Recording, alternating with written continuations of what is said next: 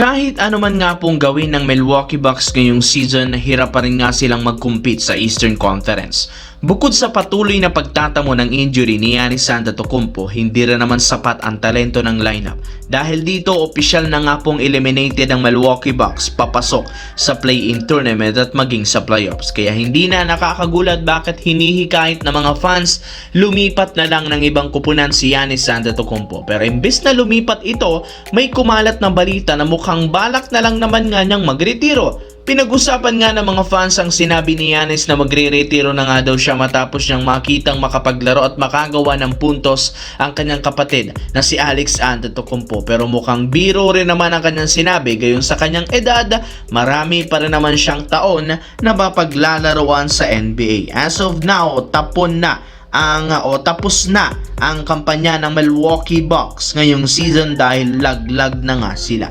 Samantala, pinatunayan nga ng Los Angeles Lakers na isa nga sila sa pinakamainit na team ngayon sa pagkapanalo ng 15 games sa huling 17 games. Napabilang sila sa OKC Thunder at Spurs na patuloy na nagdodomina ngayon.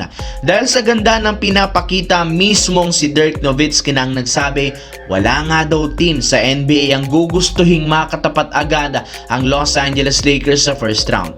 Hindi kagaya sa ibang koponan sa West, meron nga silang tatlong player na may kakayahang mag-take over sa clutch time. Alam niya na marami pa ring magde-disrespect sa Lakers ng mga fans. Ngunit kung titignan natin ang kasalukuyang lineup nito, napakalayo ng kanilang team last year na na-eliminate sa first round. Mas pisikal, hindi sila nadodomina pa sa ilalim ng basket dahil kay DeAndre Ayton. At yan ang dapat katakutan ngayon ng ibang mga team sa Western Conference ayon mismo sa Dallas legend na si Dirk Nowitzki. Sa kabilang banda, isa nga po ang Dallas Mavericks sa mga kupunan na opisyal ng eliminated papasok sa playoffs at maging sa play-in tournament. Ibig sabihin, tatapusin na lang naman nila ang mga natitirang laro ngayong season at pwede nang magbakasyon.